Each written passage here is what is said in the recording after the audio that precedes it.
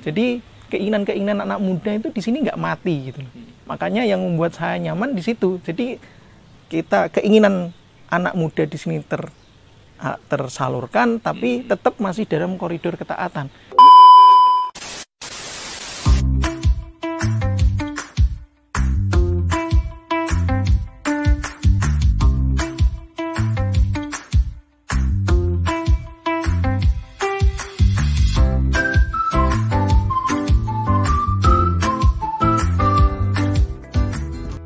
Assalamualaikum warahmatullahi wabarakatuh. Senang sekali Sobat Biru bincang seru bernas bermutu. Alhamdulillah pada kesempatan yang cerah ini di tempat yang asri, yaitu di halaman belakang Masjid Jawharatul Imamah. Saat ini telah bersama saya Ustadz Hamzah, salah satu imam termuda dari Masjid Jawharatul Imamah. Assalamualaikum Ustadz. Waalaikumsalam Ustadz Wiji. Gimana kabarnya? Alhamdulillah sehat Ustadz. Sehat juga ya Ustadz? Alhamdulillah. Nah, salah satu yang menarik dari masjid ini, di samping suasananya yang indah, kemudian bangunannya yang etnis, itu adalah yang menonjol di sini adalah kegiatannya Ustadz. Yeah. Salah satu yang masjid yang cukup makmur kegiatannya. Nah, itu kira-kira kiat apa yang dibangun di sini untuk memakmurkan masjidnya, Ustaz? Oke. Jadi tentang masjid yang makmur ya, Ustaz Wiji. Masjid yang makmur sendiri, kalau saya mengartikan ya memang masjid yang banyak kegiatannya, banyak kegiatannya, aktif lah masjidnya. Hanya tidak hanya sekedar untuk kegiatan sholat berjamaah, tapi lebih daripada itu. Banyak kegiatan-kegiatan, baik itu berupa kegiatan untuk anak muda, untuk anak-anak, untuk orang tua, ya, kajian-kajian dan sebagainya. Nah, itu yang ada di full ya tadi ya, dari hari Senin sampai Ahad ya. Dari hari Senin sampai hari Ahad semua ada kegiatan. Mulai dari belajar ngaji Al-Quran, anak-anak itu dari Senin sampai Kamis. Nah, terus nanti ada sore yang tadi ya, yang basecamp Quran, kita punya basecamp Quran anak-anak. Nah, itu dari Senin sampai Kamis sore. Terus kalau Senin Kamisnya nanti ada buka bersama, diawali dengan kajian, terus nanti kajian, terus dilanjutkan dengan buka bersama. Kalau Senin nanti habis Isya ada kajian untuk ibu-ibu, yang Selasanya ada kajian yang ada di luar, biasanya yang isi Ustadz Sigit. Rabu di sini ada kajian yang isi Ustadz Sigit. Kamis yang isi saya. Jumat nanti ada Ustadz Afza. Nah, Jumat pagi, Sabtu pagi juga ada namanya Majelis Suruk yang isi Ustadz Sigit. Ahad pagi juga ada, itu kajian Ahad pagi tafsir. Nah, itu juga ada nanti basecamp Quran dewasa untuk yang orang-orang tua. Senin sampai Jumat, yang Senin sampai Jumat atau Kamis itu yang ibu-ibu, untuk yang bapak-bapak Selasa, Rabu, Jumat.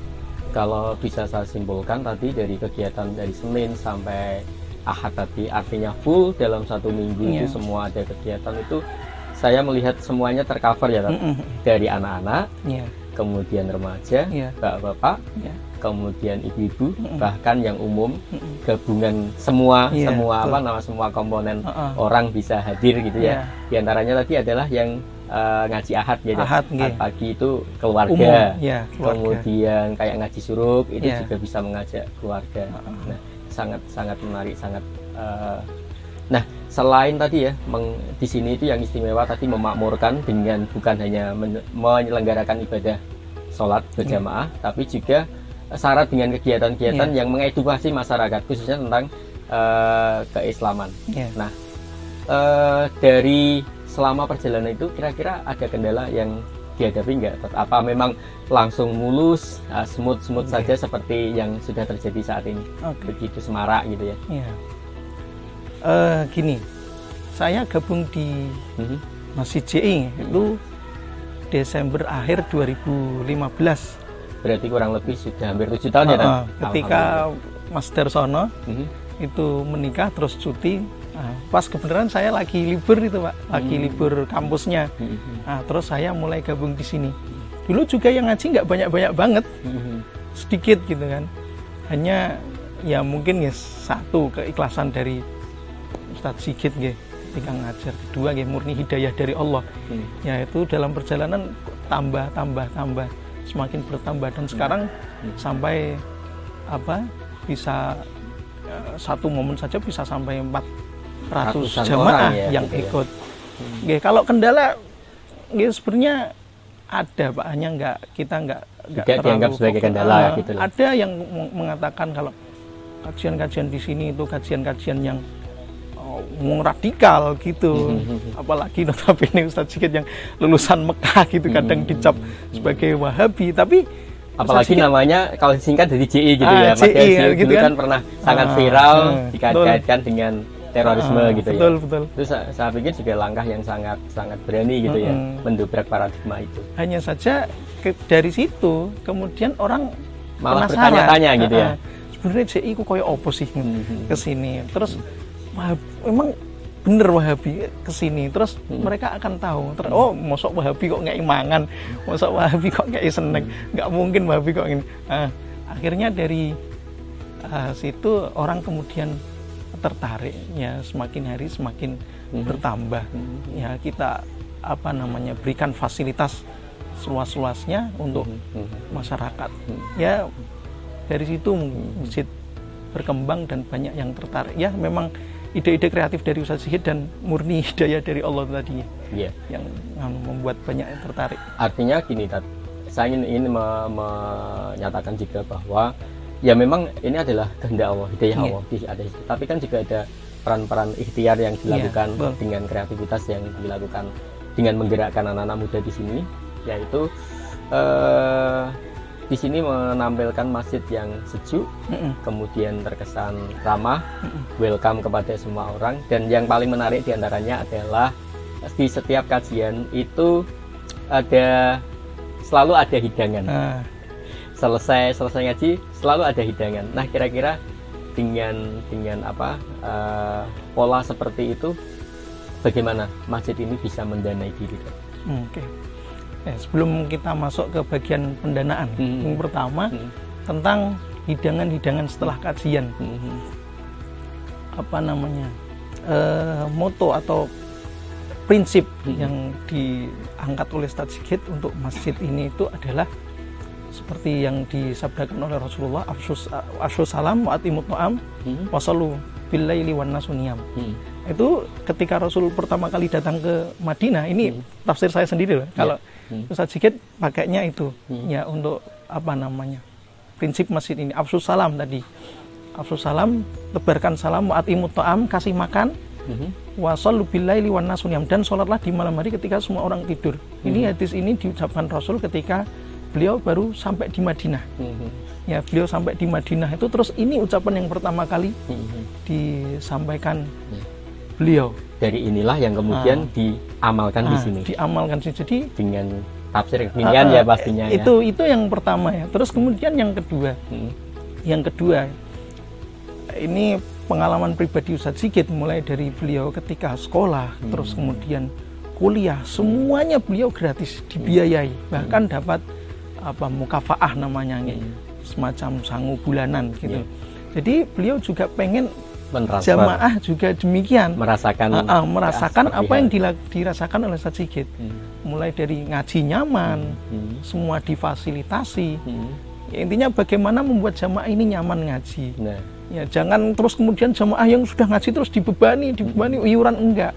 Tapi sudahlah, yang penting ngaji. Kalau bisa mereka difasilitasi, kalau bisa malah nanti dikasih uang.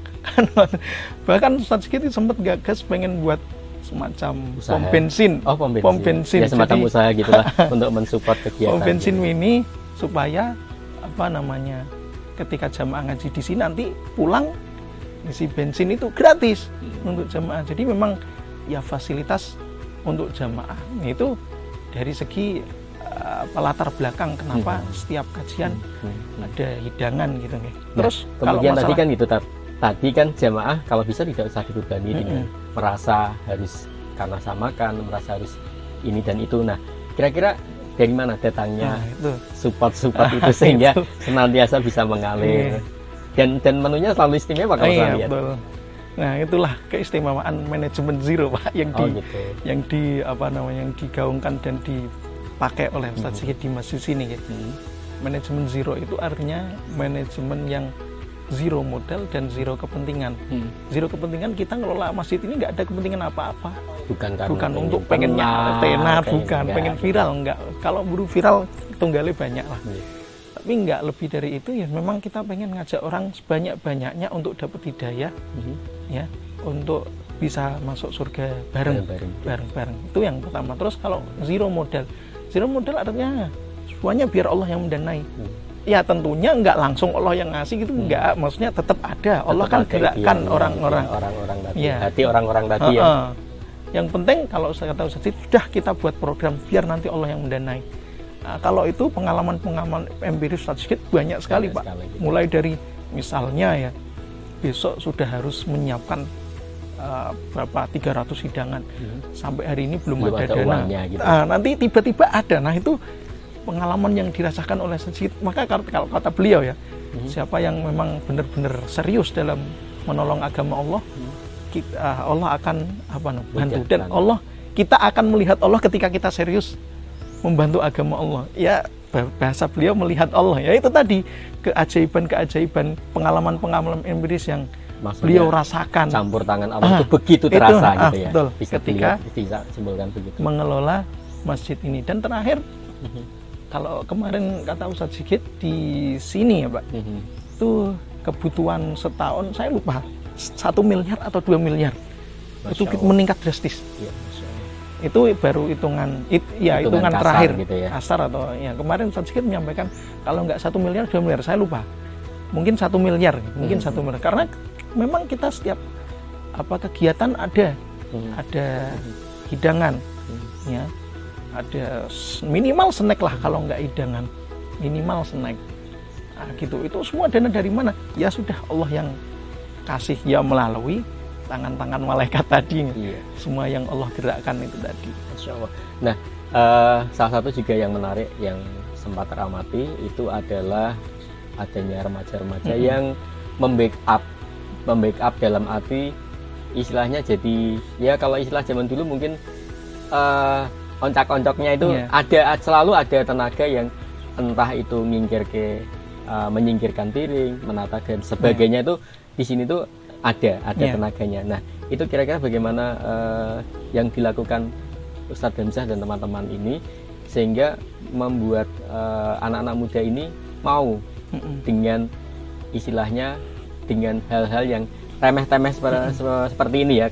Saya katakan remeh-temeh karena istilahnya gelar tikar, menyiapkan kajian dan lain sebagainya di mata umum mungkin kan hal-hal yang kurang keren lah gitu, dibanding misalnya jejer motor semerek di pinggir jalan sambil ngobrol dan seterusnya. Nah, itu kira-kira bagaimana membangun mereka begitu semangat, begitu cinta anak-anak muda ini dengan kegiatan masjid itu. Oke.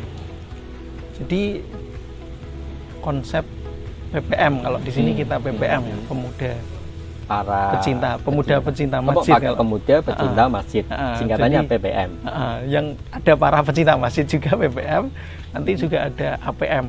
Anak pecinta masjid. Kalau anak pecinta masjid nanti memang kita ke depan nanti juga ketika mereka dewasa pindah jadi PPM yang meneruskan kita gitu ya. Yang meneruskan kita juga mereka anak-anak ini nanti kan. Yeah. Nah, pemuda di sini dulu juga nggak banyak banget, Pak. Ketika awal saya di sini juga nggak banyak, hanya gimana ya? Ya itulah kreativitasnya, saya sebut kreativitas Ustadz Sigit, ide-ide cemerlang beliau untuk menarik anak-anak muda diajak camping, anak-anak muda diajak touring, diajak pokoknya apa yang disenangi anak muda. Nah, gitulah. Sehingga ketika mereka kemudian sudah dekat dengan masjid, kemudian loyal dengan masjid, ngatur mereka itu juga gampang. Apalagi memang PPM sendiri itu punya prinsip khidmah ilmu dan ulama, dan juga khidmah masjid. Dua prinsip ini yang dibawa oleh PPM, khidmah ilmu dan ulama. Jadi kita berkhidmah melayani guru-guru kita, melayani ustadz-ustadz kita. Nggak boleh curiga dengan ustadz-ustadz ini, itu guru-guru kita. Ya apapun yang diperintahkan oleh guru-guru kita, kamu nanti kajian ngatur sandal ya, kamu nanti bagian nyuci piring, kamu bagian parkir. Ya itu semua karena memang kita prinsip PPM-nya seperti itu, khidmah ilmu dan ulama dan khidmah masjid. Khidmah masjid. Jadi kita di sini diajari untuk merawat masjid, ya apapun yang perlu diperlukan oleh masjid ini kita hadir. Nah, gitu. Itu yang diajarkan Ustadz Sigit pada anak-anak muda di sini, dan ketika mereka loyalnya sudah bagus tadi, ketika diperintah ya manut tinggal saja. Tekan tombol, tinggal tekan tombol gitu saja gitu. Dan kalau saya bisa menyimpulkan bahwa memang dalam kehidupan manusia itu memang tidak bisa terlepas dari 3F yang memang menjadi istilahnya secara global orang digiringnya adalah ke arah situ, dan itu sangat mudah, yaitu mulai dari food, kemudian fashion dan fun. Dan saya lihat tadi di sini juga funnya dapat dengan anak-anak touring, dengan anak-anak bersepedaan kemana, pindah kemana, kemudian foodnya tadi sudah diceritakan panjang lebar, kemudian fashion, dan saya lihat juga di sini juga terus tidak anak-anak itu tidak kumuh gitu ya, tampilnya tetap bergaya, meskipun tadi dalam tanda kutip ketika berangkat dari situ kemudian sudah klik dengan tadi ya hikmah tadi, akhirnya memang mereka bisa balance gitu ya antara kemauan keinginan yang memang itu menjadi sifat dasar manusia lah, sehingga lebih terarah, lebih tergeret kepada hal-hal yang positif yang tadi disebutkan. Nah itu tadi tentang remaja. Nah saya ingin kalau sekarang dari kesan pribadi Ustadz Hamzah sendiri, di mana Ustadz adalah salah satu imam tetap di sini, kira-kira dengan ini beliau itu belum nikah ya dengan keadaan masih jomblo gitu kan. Nah gitu kira-kira menjadi kesan yang dirasakan menjadi imam muda gimana Pak? Ya, gimana ya Pak? Ya biasa saja sih kalau saya jadi imam. Justru jadi imam itu menurut saya tanggungan, beban gitu. Hanya kan ya gimana, kita sudah sudah berniat khidmah ya, apalagi Ustadz Sigit sekarang juga tetap dorongannya khidmah ya Tat. Motivasi jenengan pribadi itu khidmah. Ya kan Ustadz Sigit sekarang juga seringnya sholat di lantai bawah karena kakinya sakit ya. Memang ketika saya di sini ya saya memang diminta Ustadz Sigit untuk menggantikan beliau. Kalau imam besar ya harusnya memang Ustadz Sigit, imam besar di masjid sini. Merasa, tapi secara pribadi itu mungkin kan di dalam praktek sehari-hari kan tidak ada hambatan, ya biasa saja. Tapi ketika Ustadz pulang ke rumah atau bertemu dengan banyak itu mengalami semacam kikuk enggak? Kikuk gimana maksudnya? Ya maksudnya itu jadi imam. Ada perasaan seperti itu enggak? Maksudnya memang ya bisa dalam konotasi positif dan negatif ya, atau positifnya mungkin akan lebih menjaga diri, menjaga sikap gitu ya. Iya, kalau itu tentu ya. Mosok cah masjid kok sembarangan kan gitu ya, enggak mosok imam kok sembarangan gitu kan, enggak. Ya tetap posisi saya mungkin di sini sebagai imam, sebagai pemuda masjid itu akhirnya nanti ke bawah keluar. Ya kita di luar namanya mau khidmah masjid kok. Artinya justru di sisi positif yang dirasa ya. Jadi positif. Ada batasan-batasan yang membuat kita lebih terjaga gitu ya. Betul. Tapi dia tidak dijiwai sebagai beban? Enggak sih Pak. Enggak terlalu sebagai beban. Ya, kalau dijiwai sebagai beban kan, wah aku harusnya bisa pantas nongkrong. Tapi karena di sini tadi ya, paradigma tadi sudah dirombak dari awal, bahwa anak-anak masjid pun tidak tabu untuk sesekali ngajinya di kafe gitu kan. Iya. Yang mungkin yang istimewa di sini kan diantara kan itu. Iya, jadi memang seperti itu ya. Jadi kita touring, kita camping, itu meskipun muatannya itu kayak seneng-seneng, di sana kita ngaji Pak. Sama Ustadz Sigit kita di sana ngaji. Jadi tidak hanya mau seneng-seneng tok gitu enggak. Tapi ketika kita touring di tempat tujuan nanti kita ngaji.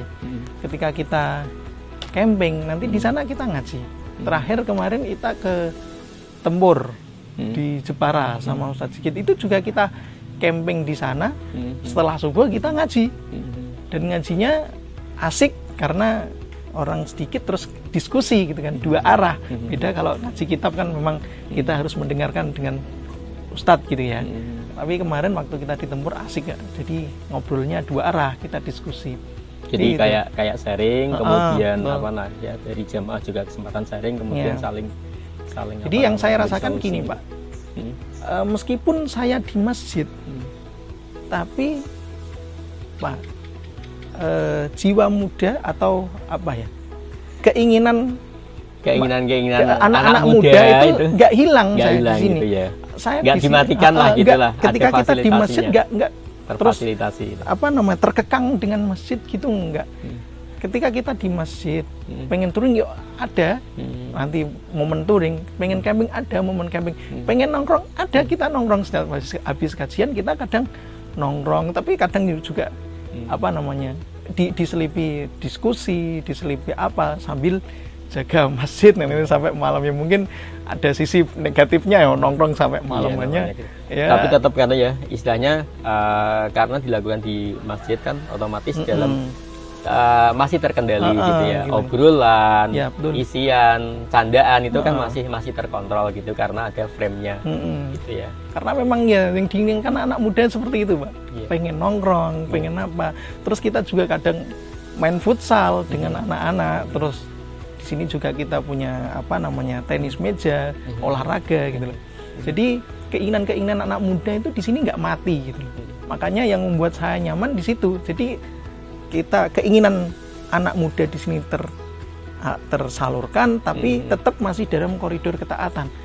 Ya, nggak kemudian nongkrong maksiat, camping maksiat, misalnya terus touring di sini maksiat, enggak, tapi tetap ada muatan-muatan Islami, muatan-muatan kajian, ada nasihat-nasihat di situ. Jadi masa mudanya tersalurkan, tapi tetap dalam koridor ketaatan. Yang penting ora maksiat ngono kalau Ustadz Sigit itu.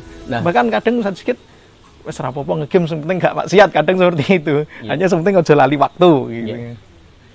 Nah, salah satu yang tadi belum sempat terbahas yaitu mungkin ya karena memang waktu kita terbatas, yang ingin saya tanyakan, kenapa konsepnya itu pakai pecinta masjid. Kalau di tempat lain kan remaja masjid, jamaah masjid. Ini kenapa diembeli, dilekati dengan kata pecinta masjid gitu kan?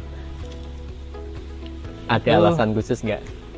Kalau latar belakangnya kurang tahu saya, karena itu dulu yang kalau nggak salah memang dari Ustadz Sigit itu waktu saya di kampus di Jakarta, terus ada muncul komunitas para pecinta masjid itu. Hanya saja mungkin ini diilhami dari sebuah hadis tentang 7 orang yang dinaungi itu ya, yaumul ladzi la ilaha illallah gitu. Pada hari di mana enggak ada naungan kecuali naungannya. Salah satunya adalah rajulun qalbuhu mu'allaqun bil masajid kan gitu. Orang-orang yang hatinya terpaut dengan masjid, orang-orang yang memang cinta dengan masjid. Ya namanya cinta, Pak. Jadi dia loyal dengan masjid, dia melakukan segalanya untuk masjid. Ketika seorang cinta dengan masjid itu menghormati masjid pun dia akan totalitas. Beda kalau orang melakukan sesuatu karena profit, karena upah, karena gaji. Itu karena memang dia digaji. Tapi kalau cinta kan enggak. Kalau cinta itu kan digaji apa enggak digaji, saya jalan. Wong aku cinta kok. Bahkan kalau perlu membiayai ya, karena cinta seperti itu. Cinta itu ya memang tidak bisa buta. Cinta itu kalau kata anak muda seperti alif lam mim. Apa itu? Hanya Allah yang tahu. Kan gitu. Yang tahu artinya alif lam ya hanya Allah. Ya, rasanya menarik, kayaknya kita perlu semoga nanti ada kesempatan lagi tapi salah satu yang bisa kita simpulkan adalah tadi bagaimana ini sangat inspiratif yang dilakukan di sini dengan Mas Hamzah dan teman-temannya tadi. Semoga ini juga menginspirasi masjid-masjid lain menjadikan masjid-masjidnya ini diisi oleh para pecinta, bukan hanya diisi oleh para jamaah pemanfaat masjid, tapi memang para pecinta masjid, sehingga memang akhirnya dari kecintaan itu tumbuh berbagai hal-hal positif, di mana masjid sesuai dengan asalnya zaman Rasulullah dulu adalah sebagai pusatnya peradaban, pusatnya Islam, diawali dari masjid. Dan semoga dengan prototipe Masjid JI dengan segala aktivitasnya yang demikian makmur itu memberikan inspirasi kepada kita bersama untuk menjadikan masjid dimanapun menjadi tempat-tempat untuk para pecintanya, bukan hanya untuk para jamaah.